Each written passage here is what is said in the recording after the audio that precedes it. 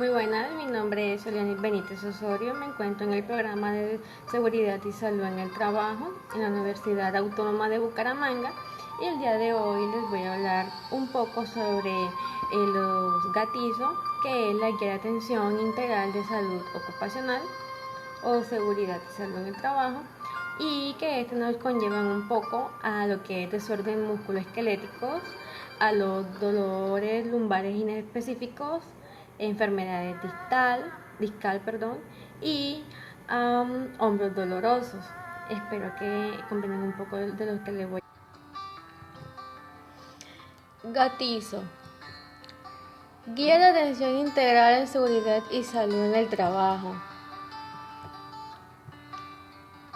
Cierto panorama de la morbilidad profesional sustenta la elaboración de las 5 guías de atención integral de salud ocupacional basada en la evidencia GATIZO, que el Ministerio de la Protección Social entrega a los actores del sistema integral de la seguridad social. Objetivos: emitir recomendaciones basadas en la evidencia para el manejo integral, promoción, prevención, detección precoz, tratamiento y rehabilitación del síndrome del túnel carpiano, la enfermedad de Kerbein y la epicondilitis lateral y medial, relacionados con movimientos repetitivos y otros factores de riesgo en el lugar de trabajo.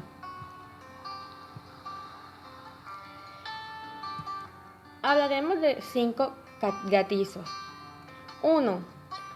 GATI para desórdenes musculoesqueléticos relacionados con movimientos repetitivos de miembros superiores. 2. GATI para hipoacusia neurosensorial inducida por ruido en el lugar de trabajo. 3. GATI para 7 dolor lumbar inespecífico y enfermedad discal relacionados con manipulación manual de carga y otros factores de riesgo en el lugar de trabajo. 4. GATI para hombro doloroso relacionado con factor de riesgo en el trabajo. Y 5. GATI para neumoconiosis.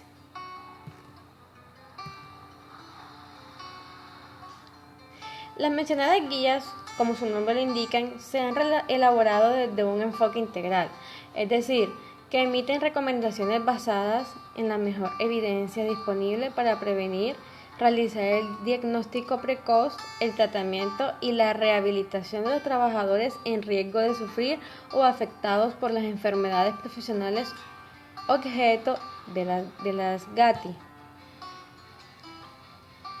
Es importante destacar que el Ministerio de Salud elaboró un informe de enfermedad laboral entre los años 2001 a 2005, el cual reflejó que el síndrome del conducto carpiano se consolidó como la primera causa de morbilidad profesional en el régimen contributivo, que el dolor lumbar fue la segunda causa reportada por las EPS y que la sordera neurosensorial ocupó el tercer lugar.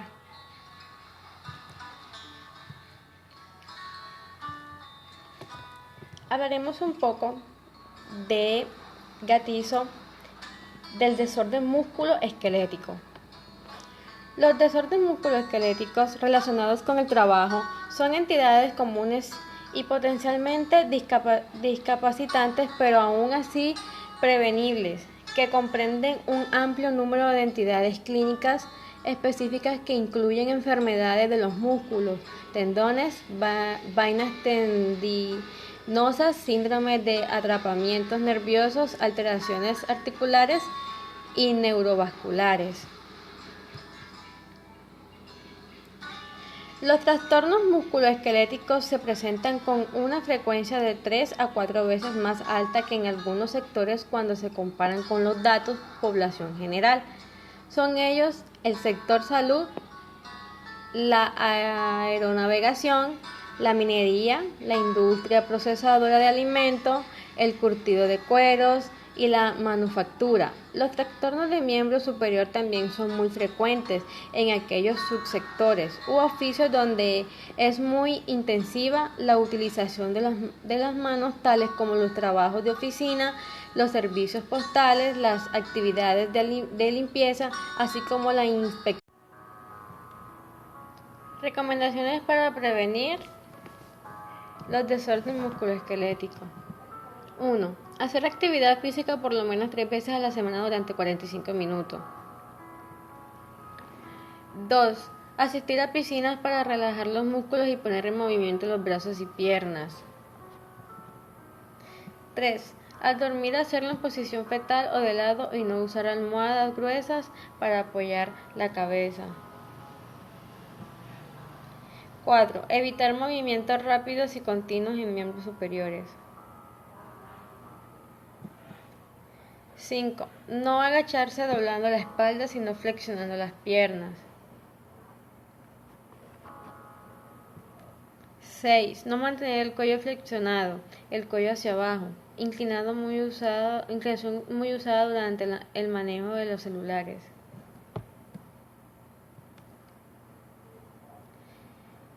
Si se trabaja sentado, se debe mantener las posturas correctas. Los pies deben estar pegados a la superficie del suelo. Evitar cambiar la curvatura de la columna vertebral en forma de S por una C. La superficie de trabajo debe ser amplia y sin obstrucciones. Evitar la utilización de soportes para teclados y mouse de la computadora. La altura del monitor debe estar a nivel de los ojos para no flexionar tanto el cuello. La altura de la mesa debe estar en la medida de lo posible al nivel de los codos. Para ello también se debe ajustar la silla. Si los pies quedan suspendidos, usar un soporte o apoyo para colocarlos. Hacer cambios posturales. No se debe estar más de 2 horas continuas en una misma posición. Y realizar otras actividades como llevar documentos, archivar, sacar copias o hacer unas pausas mínimo de 15 minutos. Hablaremos un poco sobre el dolor lumbar inespecífico y enfermedad distal. El dolor lumbar inespecífico se define como la sensación de dolor o molestia localizada entre el límite inferior de las costillas y el límite inferior de los glúteos, cuya intensidad varía en función de las posturas y la actividad física. Suele acompañarse de limitación dolorosa del movimiento y puede asociarse o no a dolor referido o irradiado. El diagnóstico de la lumbalgia inespecífica implica que el dolor no se debe a fracturas, traumatismo o enfermedades sistemáticas, como espondilitis o afecciones infecciosas o vasculares, neurológicas, metabólicas, endocrinas o neoplásicas, y que no existe comprensión radicular demostrada ni indicación de tratamiento quirúrgico.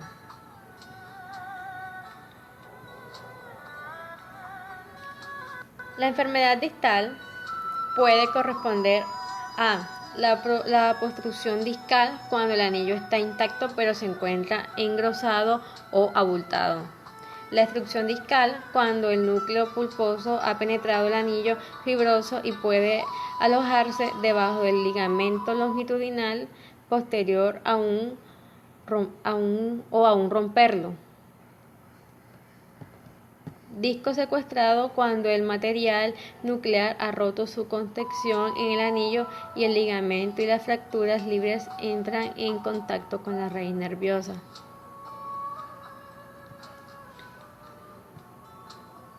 Recomendaciones.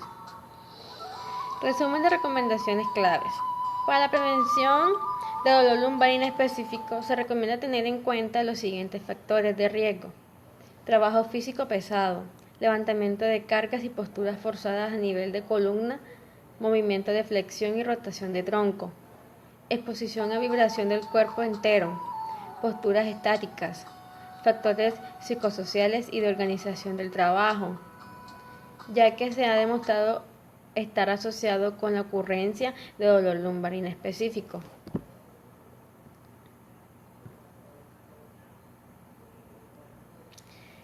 Para la identificación de los factores de riesgo causantes de dolor lumbar inespecífico se recomienda hacer uso de las siguientes estrategias.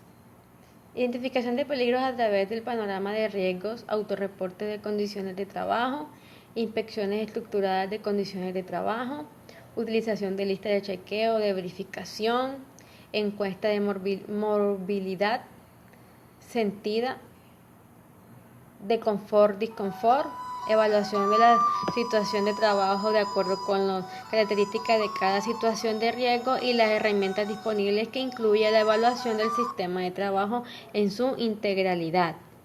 Valoración de la carga física, para lo cual se puede aplicar herramientas con el fin de establecer un inventario de riesgo, establecer prioridades de intervención y verificar el impacto de las acciones para el control.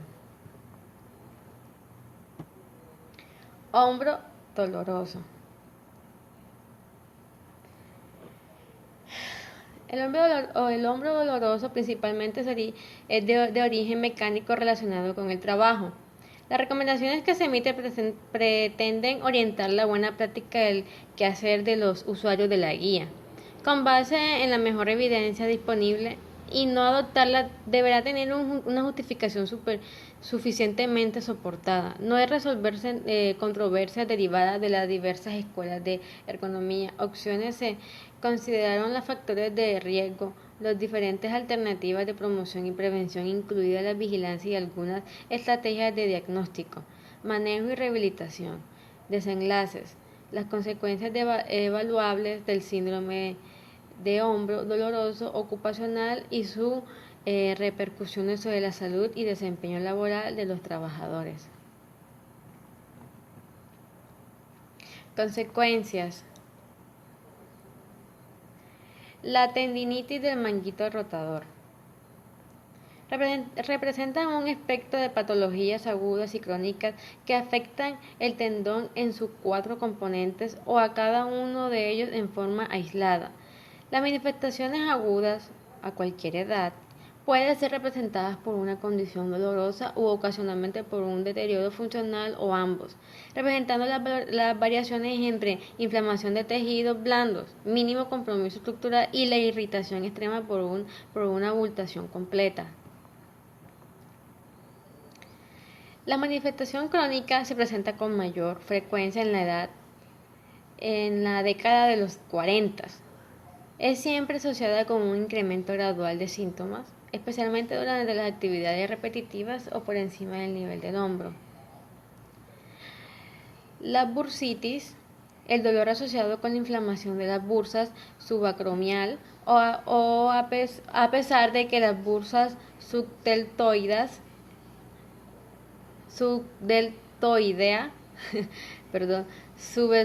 subescapular y subcoracoidea puede también inflamarse. La tendinitis bicipital se presenta como dolor localizado en la parte anterior del hombro y puede irradiarse a lo largo del tendón bicipital. Dentro del antebrazo con frecuencia ocurre concomitantemente.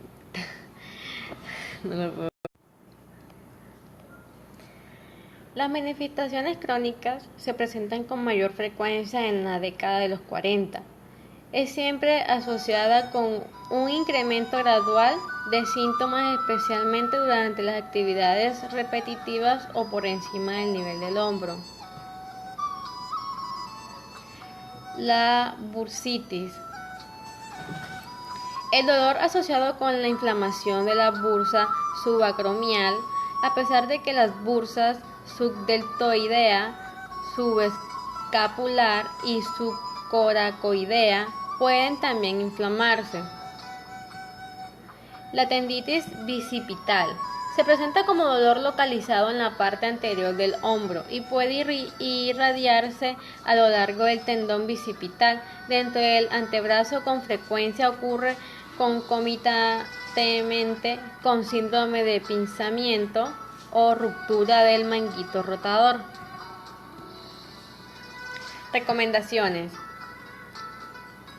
Los factores de riesgo ocupacional que han demostrado estar asociados al hombro doloroso son postura mantenida del hombro, movimiento repetitivo, fuerza exposición o vibración y factores psicosociales. Para identificar los factores de riesgo ocupacional para hombro doloroso se debe incluir las metodologías de autorreporte, inspección estructurada, reporte de confort y disconfort de la actividad encuestas de movilidad sentida y aplicar metodologías de evaluación de riesgo que permitan tener la intervención necesaria para su control. La implementación de los programas permanentes orientados a la prevención primaria, secundaria y terciaria para el hombro doloroso es una estrategia efectiva para reducir la prevalencia de este en los lugares de trabajo, con el propósito de mejorar de manera continua el sistema de trabajo, componente organizacional, tecnológico, social y ambiental, el fenómeno de la salud y la seguridad en el trabajo. Adicionalmente, se deben contemplar cambios y mejorar en la organización y en los métodos de trabajo. Y una pequeña frase que dice: un día seguro, seguro que es un gran día. Muchas gracias. Bueno, espero que hayan entendido un poco de lo que les hablé. Es un tema muy pero muy interesante y es bastante extenso, pero aquí les hice un pequeño resumen de la importancia del gatillo y cada una de sus guías. Muchas gracias.